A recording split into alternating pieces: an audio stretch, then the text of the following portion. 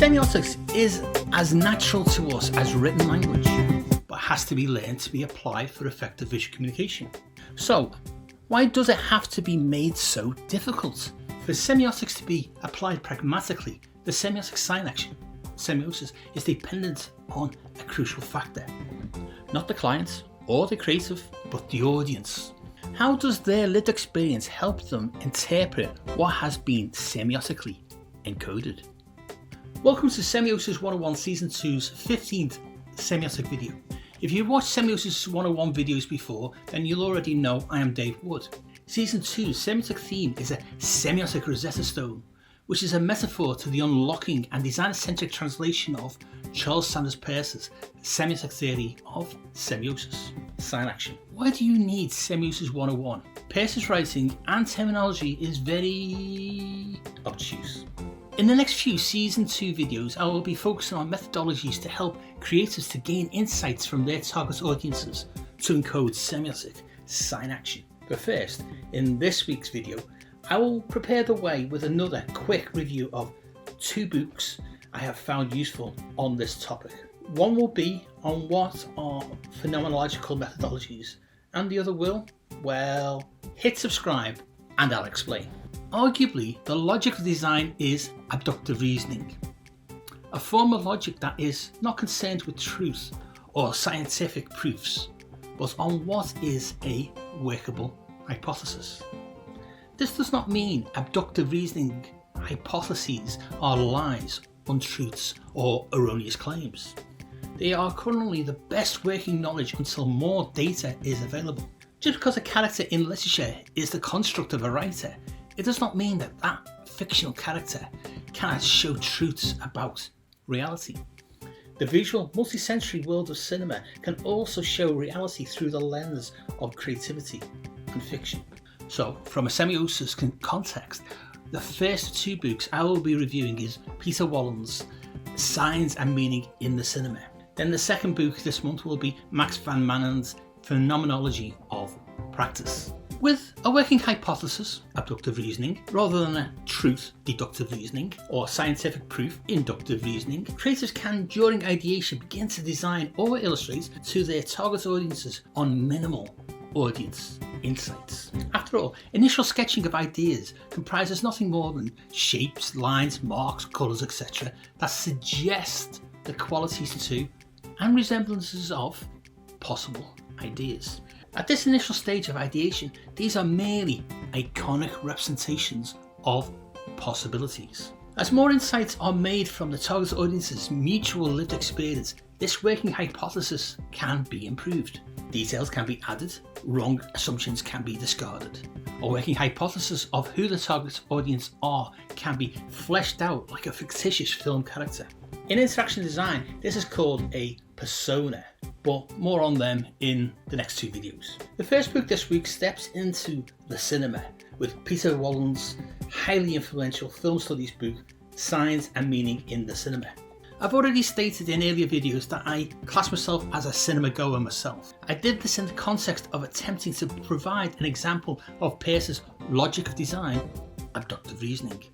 I used the target audience example of cinema goers to show how a creator can use a working hypothesis of their target audience's lived experience can provide visual insights. Check out episodes 13 and 14 to see that example of cinematic darkness can begin the creator's ideation phase. With Wollen's book, however, I am only going to focus on cinema as a comparative example on how visual communication design can apply Peirce's semiosis. Specifically, only chapter 3, the semiology of the cinema. Firstly, the title is a bit of a misnomer.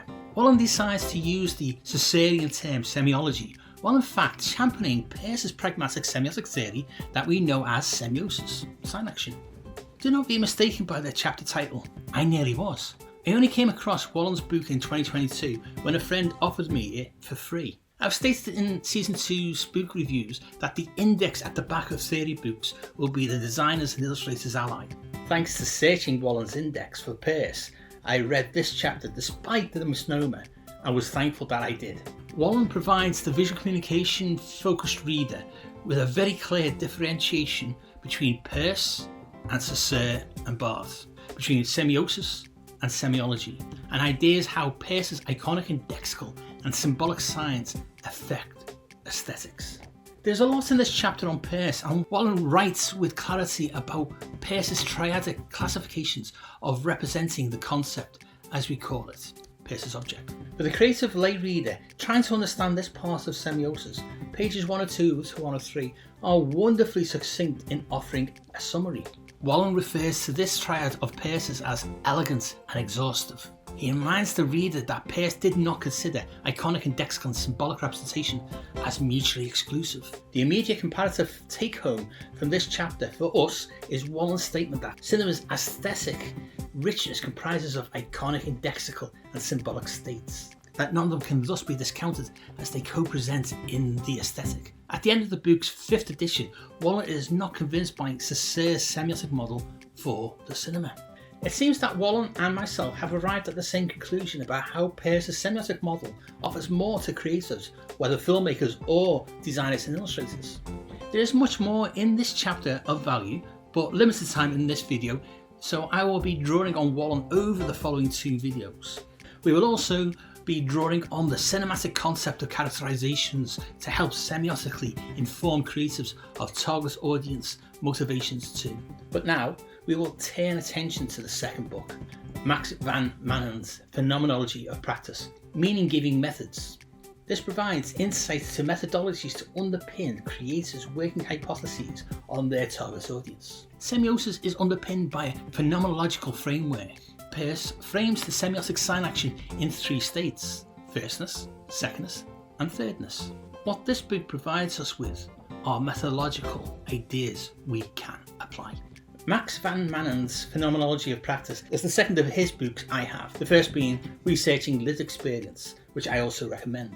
Phenomenology of Practice is about methodologies. So far in Semiosis 101, I have over a number of videos discussed phenomenology and demonstrated that this philosophically underpinned Peirce's semiosis and Heidegger's Dasein. Phenomenology drew the creator's focus to the things themselves, where the things are the phenomena, and semiotically the things give creatives insights on what will attract their target audience.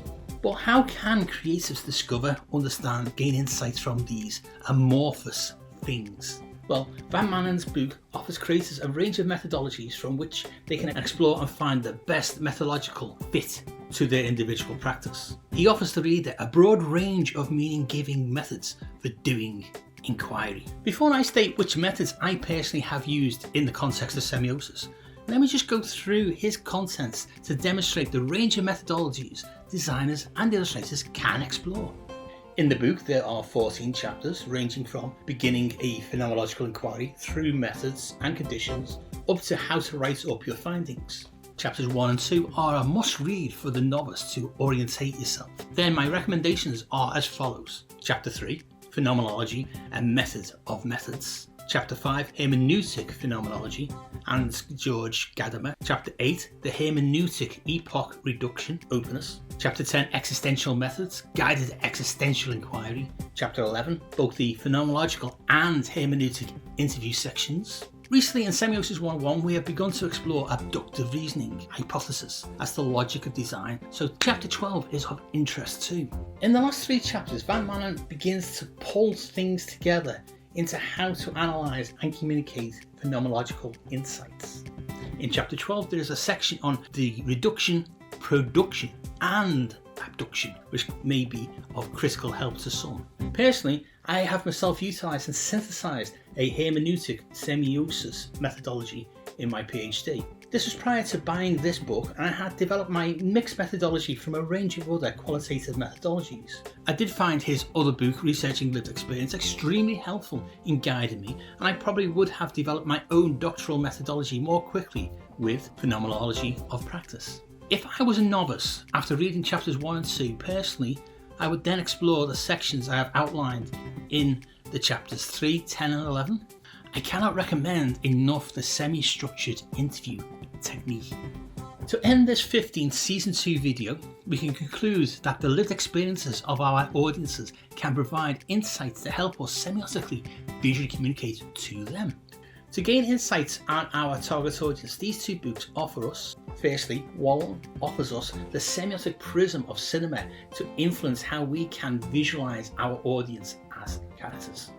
Secondly, Van Manen offers us guidance on phenomenological methodologies to add more methodological rigour to what essentially will be the creator's working hypothesis, abductive reasoning of their target audience. Come back next week and the week after as Semiosis 101 will explore getting semiotically nosy from now on. Then it is how to wear an experience after that.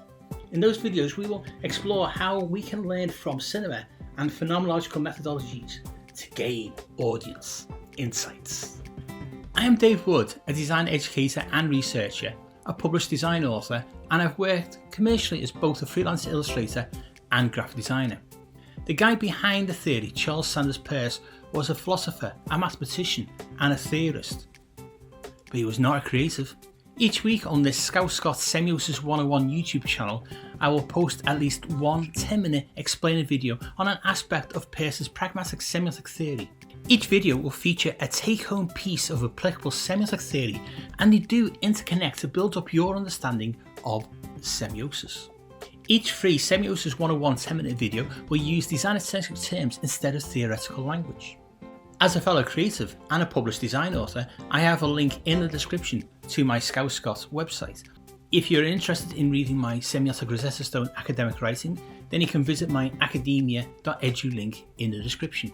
Any other books on Peircean semiotics or design I have mentioned in the videos are also listed in the description. Check them out too. On the Semiosis 101 Substack semiotic resource, I have support materials for both free and paid subscribers. There are full annotated reading lists, video transcripts, 5-minute reads, plus other goodies and exclusive Semiosis 101 merchandise. The Substack link is in the description. Thanks for watching.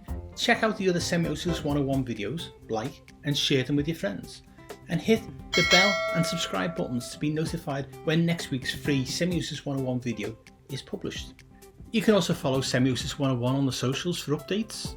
It is Semiosis 101 on Instagram and Twitter. See you all again next week for more Semiosis 101 to help illustrators and designers to enhance your visual communication skills.